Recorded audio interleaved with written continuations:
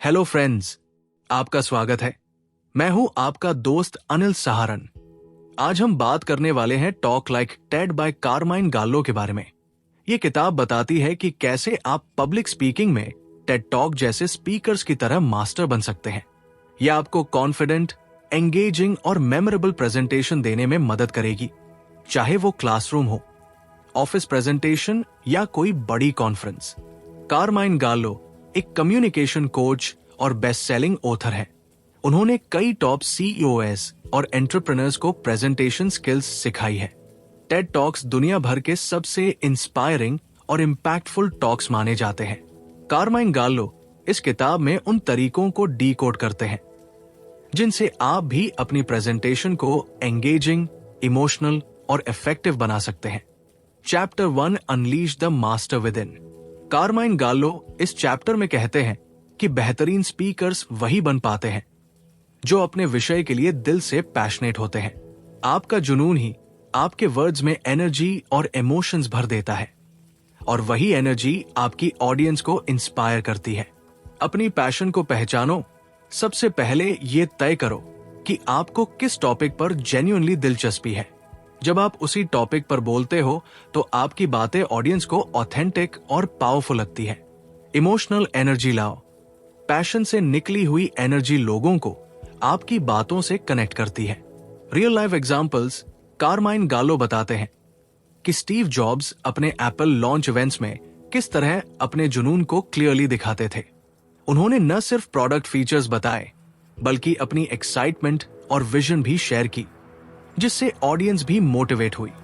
इस लेसन में बताया गया है कि बेहतरीन स्पीकर्स वही होते हैं जो अपने विषय के लिए जेन्युइनली पैशनेट होते हैं। जब आप अपने अंदर के जुनून को दुनिया के सामने लाते हो तो लोग आपके वर्ड से कनेक्ट कर पाते हैं। इसलिए जिस टॉपिक पर आप बोल रहे हो उसमें अपनी दिलचस्पी जरूर होनी चाहिए, तभी आप नेचुरल और इंस्पायरिंग लगते हो। Chapter two master the art of story telling. पिछले चैप्टर में हमने सीखा कि अपनी ऑडियंस के साथ कनेक्ट करने के लिए अपने अंदर के पैशन को कैसे जगाना है। अब इस चैप्टर में कारमाइन गाल्लो बताते हैं कि सिर्फ पैशन ही काफी नहीं है, बल्कि आपको अपने मैसेज को लोगों के दिल तक पहुंचाने के लिए कहानी कहने की कला भी आनी चाहिए। कहानी का असर। इंसान हजारों सालों से कहानियों से सीखता और इंस्पायर होता आया है। इसलिए प्लेन डेटा और फैक्ट्स से ज्यादा कहानी लोगों के दिमाग में जगह बनाती है। Emotional connection. कहानी सुनते समय इंसान का दिमाग ऑक्सीटोसिन नामक केमिकल रिलीज करता है, जिससे एम्पैथी और ट्रस्ट बिल्ड होता है। इसलिए कहानी आपके मैसेज को और भी इम्पैक्टफुल बना देती है। Ted talks example. कारमाइन गाल्लो बताते हैं कि कुछ सबसे पॉपुलर टेड टॉक्स, जैसे ब्रायन स्टीवेंसन का टॉक, पावरफुल स्टोरी टेलिंग की वजह से ही इतने ज्यादा वायरल हुए। लोगों को सिर्फ डेटा और फैक्ट्स याद नहीं रहते, उन्हें कहानियां याद रहती है।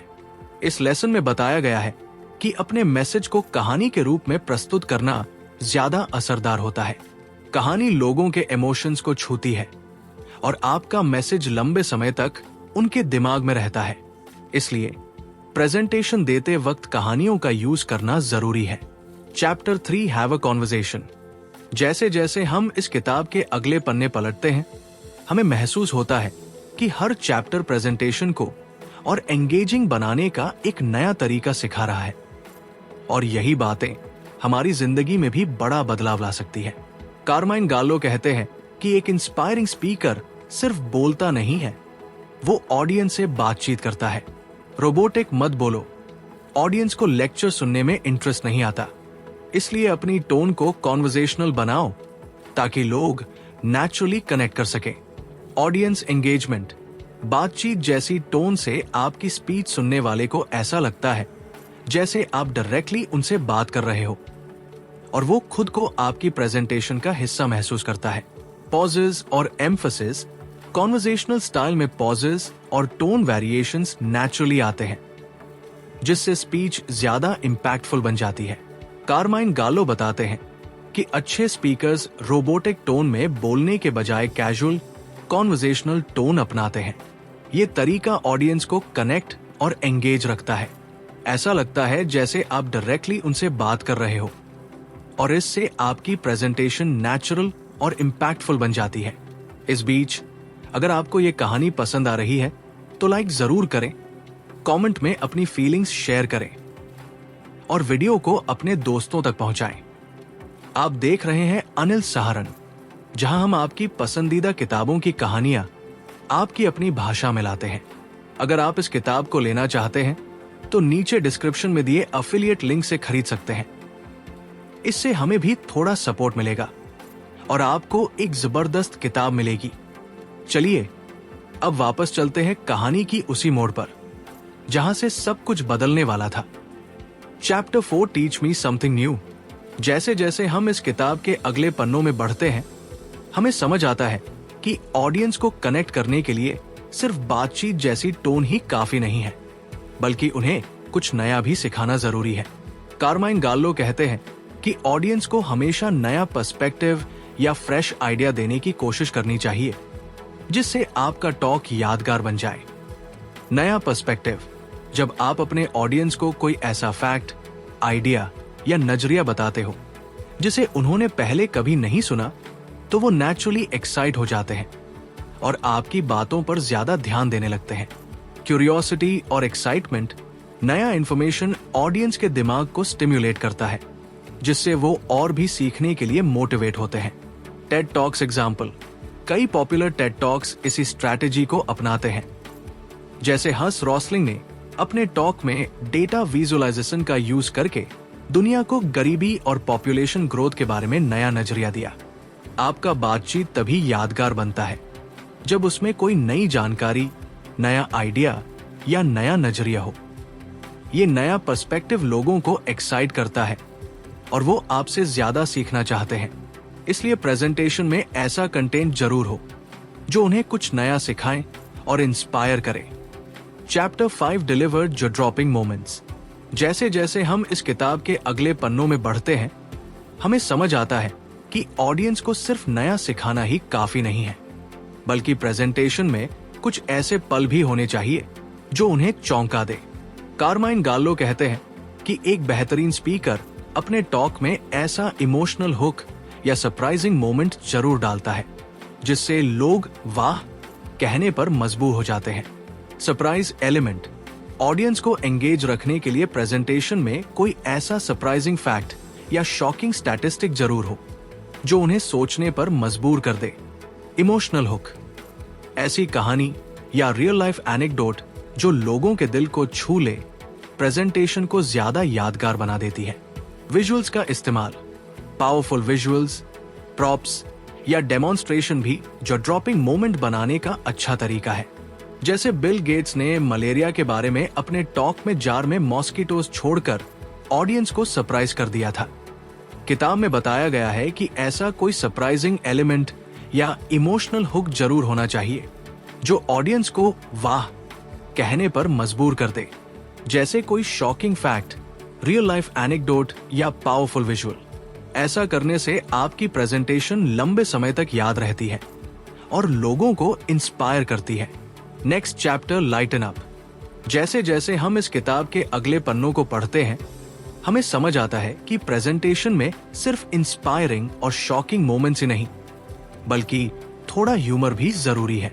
कारमाइन गाल्लो बताते हैं कि ग्रेट स्पीकर्स सीरियस कंटेंट के बीच बीच में थोड़ी हल्की फुल्की बातें, जोक्स या पर्सनल टच जरूर लाते हैं ताकि ऑडियंस बोर्ड ना हो और प्रेजेंटेशन ज्यादा रिलेटेबल लगे। ऑडियंस एंगेजमेंट, थोड़ा ह्यूमर प्रेजेंटेशन को लाइवली और एंजॉयबल बनाता है। इससे ऑडियंस रिलैक्स होती है और स्पीकर से और भी कनेक्ट करती है। ऑथेंटिसिटी, जब आप हल्के फुल्के अंदाज में बात करते हो तो आपकी पर्सनैलिटी और ऑथेंटिसिटी ऑडियंस को साफ नजर आती है। बैलेंस, ह्यूमर का यूज बैलेंस में करना चाहिए ताकि मेन मैसेज डाइल्यूट ना हो। ह्यूमर ऑडियंस को एंगेज्ड रखने का टूल है, डिस्ट्रैक्शन का रीजन नहीं। सीरियस कंटेंट के बीच बीच में थोड़ा हास्य या पर्सनल टच लाओ ताकि ऑडियंस का ध्यान बना रहे और वो रिलैक्स महसूस करे। इससे आपकी स्पीच ज्यादा रिलेटेबल और एंजॉयबल बनती है। Next chapter, stick to the 18 minute rule. जैसे जैसे हम किताब के अगले चैप्टर में बढ़ते हैं, हमें समझ आता है कि ऑडियंस का अटेंशन स्पैन लिमिटेड होता है। कारमाइन गालो बताते हैं कि टेड टॉक्स का ड्यूरेशन लगभग 18 मिनट का ही क्यों रखा जाता है, क्योंकि साइंटिफिक रिसर्च बताती है कि ह्यूमन ब्रेन ज्यादा देर तक फोकस नहीं कर पाता। इसलिए इफेक्टिव स्पीकर्स कंसाइज और फोकस्ड टॉक देने पर जोर देते हैं ताकि ऑडियंस पूरे टॉक में एंगेज रहे। अटेंशन स्पैन स्टडीज के मुताबिक ऑडियंस का फोकस टाइम करीब 18 मिनट तक ही रहता है। उसके बाद इंटरेस्ट और एंगेजमेंट कम होने लगती है। कंसाइसनेस, अपनी प्रेजेंटेशन को क्रिस्प, क्लियर और टू द पॉइंट रखना जरूरी है ताकि लोग आपका पूरा टॉक ध्यान से सुने। टेड एग्जाम्पल, टेड टॉक्स इसलिए ग्लोबली पॉपुलर है क्योंकि वो 18 मिनट के अंदर ही पावरफुल और इंस्पायरिंग मैसेज डिलीवर कर देते हैं। टेड टॉक्स का ड्यूरेशन लगभग 18 मिनट का होता है क्योंकि साइंटिफिकली प्रूवन है कि ऑडियंस का अटेंशन स्पैन लिमिटेड होता है। इसलिए कंसाइज और फोकस्ड टॉक देने की कोशिश करो ताकि ऑडियंस पूरे समय एंगेज्ड रहे और आपके मैसेज को याद रखे। Chapter 8 paint a mental picture with multisensory experiences. जैसे जैसे हम किताब के आखिरी चैप्टर्स में पहुंचते हैं, हमें पता चलता है कि सिर्फ वर्ड्स ही नहीं बल्कि विजुअल्स और दूसरे सेंसेस का इस्तेमाल भी प्रेजेंटेशन को यादगार बनाता है। कारमाइन गालो बताते हैं कि ग्रेट स्पीकर्स मल्टीसेंसरी एक्सपीरियंसेस क्रिएट करते हैं, यानी स्लाइड्स, इमेजेस, वीडियोस और साउंड्स का इस्तेमाल करके ऑडियंस के माइंड में विविड इमेजेस बना देते हैं। इससे उनका मैसेज ज्यादा इम्पैक्टफुल बन जाता है और ऑडियंस के दिमाग में लंबे समय तक याद रहता है। मल्टीसेंसरी एक्सपीरियंस सिर्फ बोलने से मैसेज उतना स्ट्रॉन्ग इम्पैक्ट नहीं डालता। विजुअल्स, साउंड्स और अदर सेंसरी इनपुट्स आपके टॉक को और भी एंगेजिंग और मेमोरेबल बना देते हैं। स्लाइड्स, विजुअल्स, स्लाइड्स में सिर्फ टेक्स्ट ना हो बल्कि हाई क्वालिटी इमेजेस और ग्राफिक्स का यूज करो ताकि ऑडियंस के माइंड में क्लियर इमेजेस बन सके। एग्जाम्पल्स, टेड टॉक्स में स्पीकर्स पावरफुल विजुअल्स और प्रॉप्स का यूज करके अपने आइडियाज को लोगों के दिमाग में एम्बेड कर देते हैं। स्लाइड्स, इमेजेस, वीडियोस, साउंड्स, इन सब का इस्तेमाल करके ऑडियंस के माइंड में विविड इमेजेस बनाओ। इससे आपका मैसेज और भी स्ट्रॉन्ग इम्पैक्ट डालता है और ऑडियंस को लंबे समय तक याद रहता है। प्रेजेंटेशन को मल्टीसेंसरी बनाकर उसे ज्यादा एंगेजिंग और इंस्पायरिंग बनाया जा सकता है। Last chapter, stay in your lane. जैसे जैसे हम किताब के आखिरी पन्नों की ओर बढ़ते हैं, हमें समझ आता है कि एक बेहतरीन स्पीकर बनने के लिए सबसे जरूरी बात ऑथेंटिसिटी है। कारमाइन गालो बताते हैं कि प्रेजेंटेशन में वही टॉपिक चुनो जिसमें तुम्हारा जेन्युइन एक्सपर्टीज और पैशन हो। ऑडियंस तुरंत पहचान लेती है कि स्पीकर ऑथेंटिक है या फेक। इसलिए अपनी स्ट्रेंथ्स पर फोकस करके अपनी नेचुरल स्टाइल में बोलो। ऑथेंटिसिटी, अपनी ओरिजिनल वॉइस और पर्सनैलिटी के साथ स्टेज पर जाओ। कोई और बनने की कोशिश मत करो क्योंकि ऑडियंस ऑथेंटिसिटी को सबसे ज्यादा अप्रिशिएट करती है। एक्सपर्टीज पर बात करो। ऐसा टॉपिक चुनो जिसमें तुम जेन्युइनली अच्छे हो और कॉन्फिडेंट फील करते हो। इससे तुम्हारा मैसेज और भी पावरफुल और क्रेडिबल बनता है। कंफर्ट जोन, अपने कंफर्ट जोन के अंदर रहकर प्रेजेंटेशन दो ताकि तुम्हारी डिलीवरी नेचुरल और एफर्टलेस लगे। अपने ऑथेंटिक सेल्फ को शो करो। उसी टॉपिक पर बोलो जिसमें तुम्हारा एक्सपर्टीज हो और उसी स्टाइल में जिसमें तुम कंफर्टेबल फील करते हो। फेक बनने की कोशिश मत करो। ऑडियंस तुम्हारी ऑथेंटिसिटी को तुरंत पहचान लेगी और कनेक्ट करेगी।